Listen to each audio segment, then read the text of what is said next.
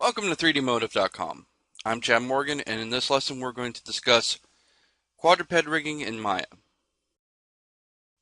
We're going to start the lesson by going through some rigging standards that have helped me throughout my career. They aren't necessarily the way to rig, but it is the way that I've been taught, the way that I have found works best for me, and so I'm going to share those practices with you.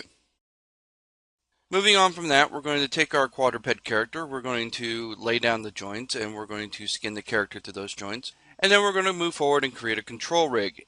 And the interesting thing about a quadruped rig is that if you're used to biped rigging, which is the bread and butter of what you're rigging in games, because almost all your characters are human or human-like, there's going to be a couple of unique problems with a quadruped rig.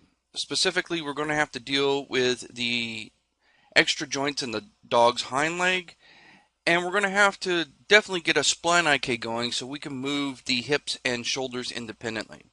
So we'll be covering all that in this and preceding modules. So with that, let's get started.